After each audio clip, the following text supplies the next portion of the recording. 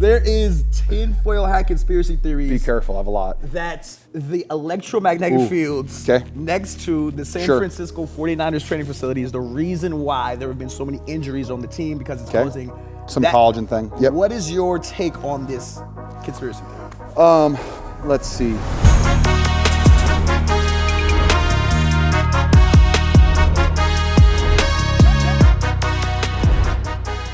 What's popping, y'all? For Complex, I am Jordan Rose, and today I am joined with one of the best tight ends in the NFL. George Kittle's in the building.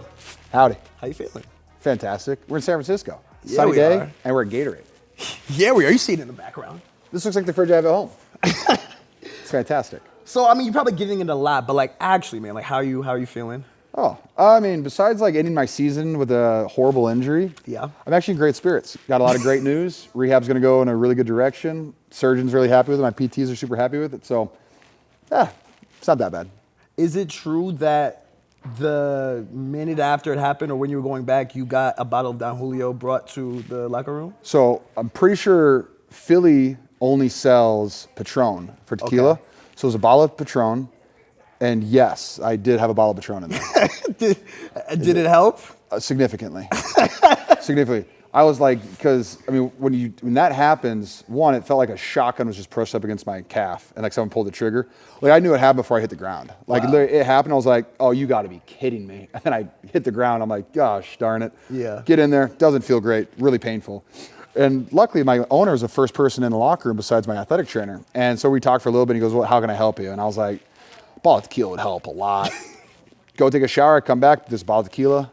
And then it was nice there. They brought in my wife, my mom, and my dad because they were at the game. Mm-hmm. And so we sat in there, watched the game on a little TV, drank tequila. Wow. It's fantastic. One way could have been worse. Yeah. So like that helped a lot. Yeah. And we won, so that made it even better. Right. Would have really sucked. Well, it's dope that you have obviously this really bright outlook on it, you know.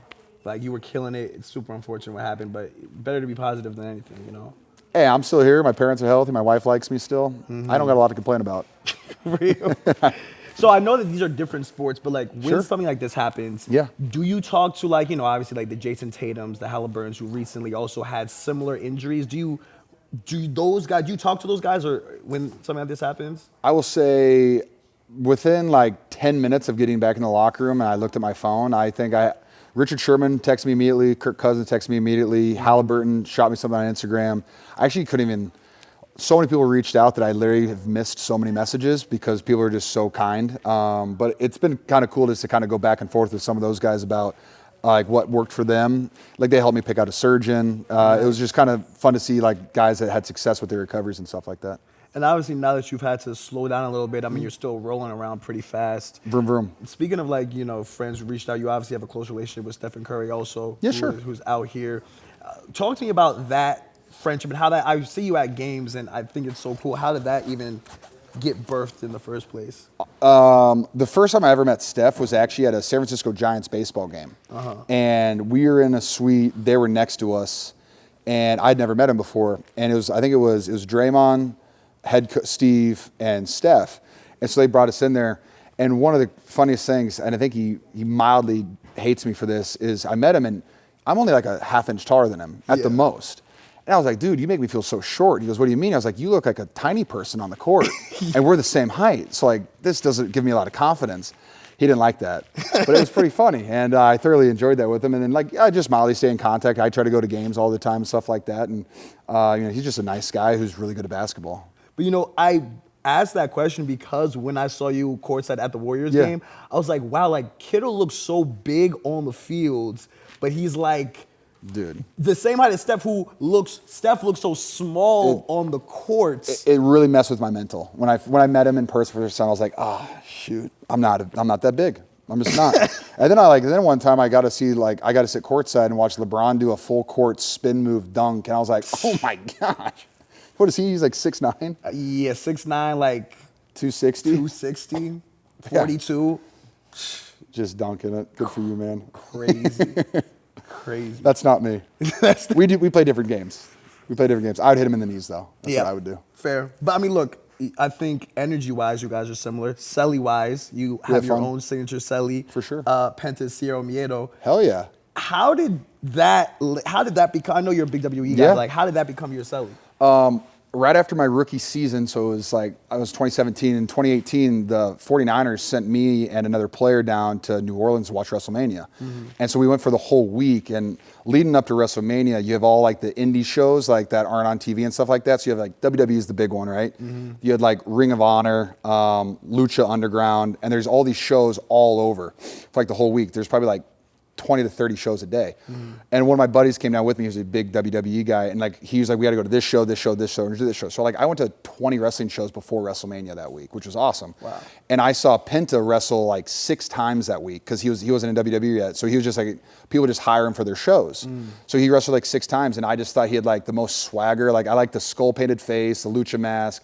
And like, he was like disrespectful with how he did his ceremiedo. And like, he'd like push in people's face. He would like talk crap to people. Like, this is kind of sick. And so I used it that next year, like as my third down celebration, just because I liked it. It was like, hey, zero fear. Like, you just got to go out there and play your best ball and not worry about anything. And I got to meet him the next WrestleMania because I was down there watching shows. He traded me a mask for a jersey, and now like we stay in contact all the time. He's awesome. Wow. He's got this he's just got an aura about him. I'm just like, that's a swagger that like I want to emulate from time to time. Where did you put the mask? Is it in the crib? Is it? I have 30 lucha masks. I have so many. I probably have 10 different variations of his. One time he made a custom 49ers whole outfit, and he walked out to it like in a actual WWE event. What would your finishing move be? My favorite is the Stunner by Steve Austin. Okay. That's like he was my favorite wrestler. I love him. I just like, one, I like how he likes beer. And 2, I like how he just like, it's kind of a middle finger to everybody. Really? Thoroughly enjoy that. It's just, it's hard to beat this like F you mindset. Yeah. He's just so, and remember like he drove a beer truck into the ring one time and sprayed people down with beer. Yeah, Stone Cold is like probably also like one of the coolest human beings I feel So like. Cool. He's also incredibly nice. I got to meet him a couple times, and like he couldn't be any nicer. Yeah. He talked to me for 20 minutes, and then he talked to my dad for like 15 minutes. Said hi to my wife, and that's the cool thing about all the wrestlers. They're all so nice. Like, yeah. I got lucky. Like, it was like Stone Cold, Undertaker, and I can't remember. I think it was Triple H was down there too. It was before a WrestleMania event.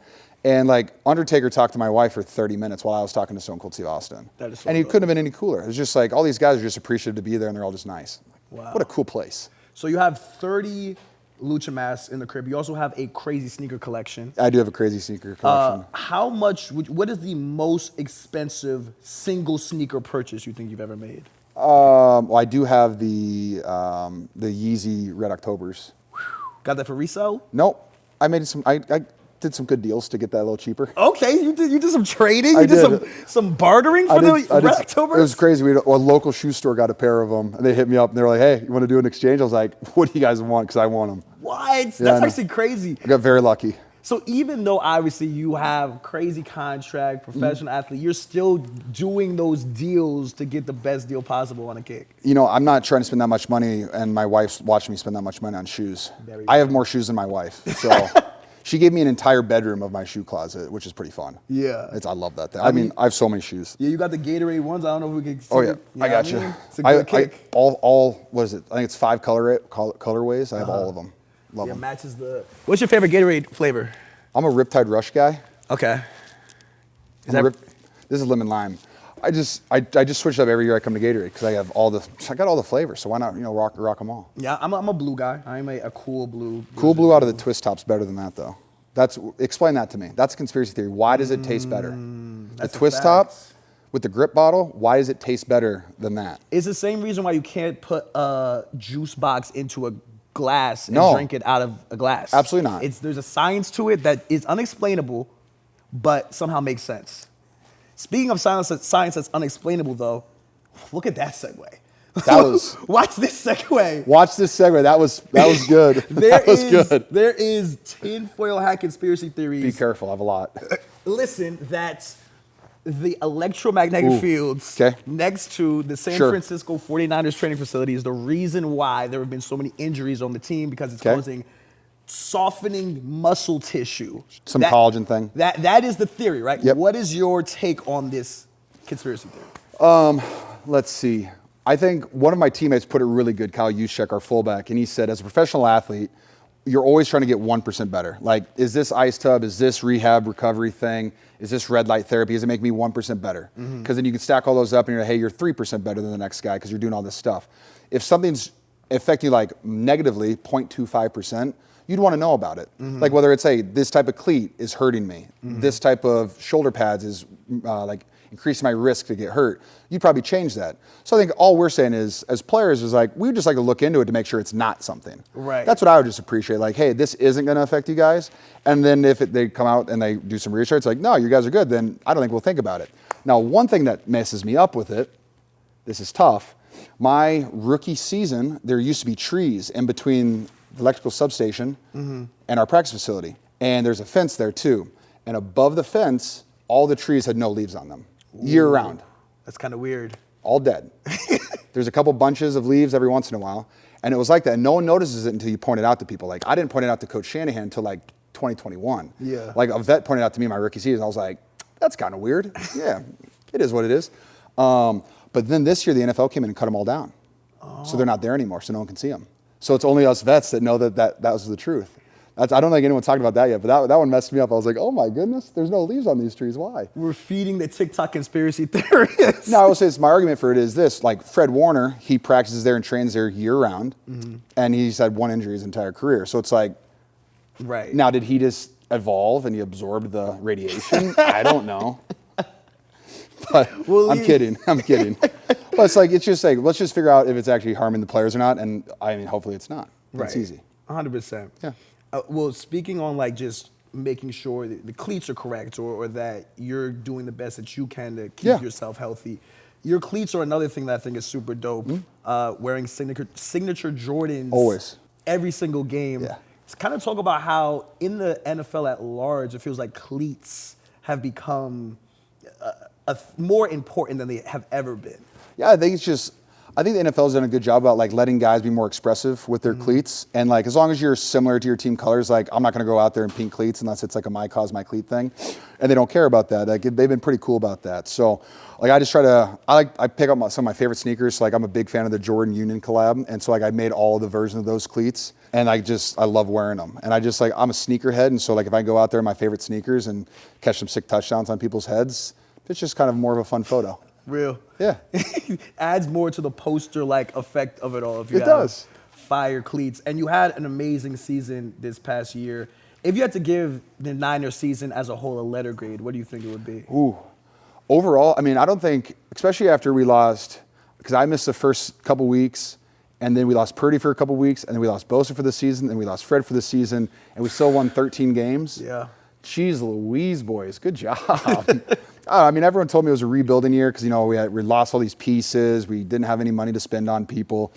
And we figured out a way to win 13 games and, go into Philadelphia and win a playoff game. I think that's pretty damn impressive. And I think our goal every year is to win a Super Bowl. Did we achieve that goal this year? No. But a lot of guys got a lot of good reps. And, like I said, winning 13 games as a team who lost, 5 of their 6 most expensively paid players for extended time, I think that's pretty awesome. Yeah. So I'd give it an A or a B+. We'll go with that. Okay. Fans would be like, oh, you didn't win. I'm like, you could still have a positive season and not win. Right. So 31 teams failed? To an extent, yes. But you can still get good things out of it. 100%. It's not a net zero at all. No, even though not at all. You didn't, Like, good news. We had like 6 or 7 rookies get a ton of good reps, and they're going to be better players next year. So I'll take that. Is it trippy for you now kind of being... Trippy. 100%. Like I have teammates born in 2002. Right? That's what what I'm saying. About? What's wrong with you guys? It doesn't make any sense to me. I have like Michael Williams, our first round pick. He just turned 21. Jeez Louise, man. What the heck's going on? Hey, man, blessing, though, to be able to still be in the game. I'll take it, man. I'm still having a great time. Right. Which is fun. Because I remember my rookie year, we had a vet, Joe Staley. He was grumpy and grouchy. And I'm not grumpy and grouchy yet. I don't think I ever will be. But I was like, I kind of get why he was grumpy and grouchy because all of us young kids were idiots. Like we just don't understand like the significance and how important everything is in the NFL. Mm-hmm. Do you think like the tight end position is one of the more thankless in the league? Ooh, thankless or like thanking wise? Yeah, like do you think tight ends specifically get enough appreciation for the work that you do in that position relative to others? It's my wife. Wife said no. I'm gonna say it nicely. I think in recent years it's been significantly better. I think more teams are realizing that when you have a really good tight end on your roster, if you like feed your tight ends, your offense goes way better. Maybe it's because we're training guys at tight end university. I don't know. Me, Travis, and Greg, who knows? But I think, the one thing that needs to continue to, grow is like, I still don't understand how some guys get paid, like over $30 million, and tight ends who play 70 snaps a game, get paid, the average for the tight end market's like 15. And I think that's not good enough, because one of my arguments always is like, don't get me wrong, wide receivers are incredible. They do crazy things. They have 200 yards, 3 touchdowns. And then I just think too, it's like some wide receivers get paid a ton of money, and they touch the ball 4 to 6 times a game. So like that's kind of the only time they're affecting the game. Besides like, they might run a ball off and like get somebody else open, but like tight ends and they have to play on every single snap. Like if we play 75 snaps, I'm playing 74 of those snaps. Or 75. And so it's just like, I feel like I'm affecting the game at a higher rate than other players. Yeah, that's what I asked, because you have your fingerprints all over. On every single play. Like if I have a bad play, it could be a disastrous play for our team. Like I could miss a block and Christian's getting tackled in the backfield for an 8-yard loss. I'm just like, that was my bad. Like a wide receiver can miss his block on the edge, and running back can probably still make a corner miss. So it's just like, and I'm not just a downplay wide receivers, like you need good wide receivers. Right. But I just feel like you just put a lot of emphasis on certain players and when other positions need to get paid more money, specifically tight ends. Real. Who is your, mic drop, who is on your tight end Mount Rushmore? Ooh, my Mount, like all times. Like what's tough about this is I did this one time, and like I left Mike Ditka off the list, and I was like, I'm sorry, I got crushed for it. And I was like, guys, I didn't grow up watching Mike Ditka. I'm so sorry, he's amazing. For guys like I grew up watching that, or like I would say, like Dallas Clark is on my Mount Rushmore because I'm an Iowa guy, and he played like 12 plus seasons with no gloves. And I just think that's kind of the most OG stuff I've ever seen. Like I grew up watching, like Gronk was like in his prime when I was like becoming a tight end in college. So like Gronk's one of my favorite players. Tony G is one of my favorite players. And then I would say like Antonio Gonzalez was an all-timer for me too, just because that boy had 1,000 touchdowns. It's impressive. Yeah. Like, and then like Travis is up there too, because he's just an incredible football player, and he's done it for a long time with Pat. Like what they've done is incredible. So, I mean, there's so many awesome tight ends. I mean, I could go down the list. I love Jason Witten too. Like that guy had so many catches in Dallas, just running out routes and stick routes. Like Ertz is incredibly underappreciated. Like there's just so many good tight ends. And like, yeah, they are kind of thankless because like people are like, oh, he's just a tight end. But it's like, I don't know, Ertz had 118 catches one season, and most wide receivers aren't breaking 100. So it's like, why didn't he get paid like a wide receiver? Listen, you're asking the real questions, actually. I know. Pay your tight ends. So my last question for you, this is Super Bowl weekend. Super Bowl 60, yeah. This will be out after the Super Bowl is over. Oh, cool. But is it weird for you that, some might say rival team is playing in your stadium, in your city? Is that weird for you at all? Not really. Like it's not like we had a choice where it was this year. Of course. They happened to do it. It's not my favorite thing, but it is what it is. So like, I will say like I thought about that the other day, and I was like, I mean the Chiefs, won in Vegas, so it's like that was their division rival, and like I didn't really see too much hatred between them, like talking about it all the time. But Seahawks fans hate the Niners, and Niners fans hate the Seahawks. So I'll probably get, if they do win, I'll catch plenty of wind about it, and it is what it is. Well, who knows how this will age, but I enjoyed my time with you, bro. That was fantastic. A dog. Appreciate you, man. For sure. For Complex, I'm Jordan Rose. I'm George Kittle. Bye. Thank you guys. Thank you guys.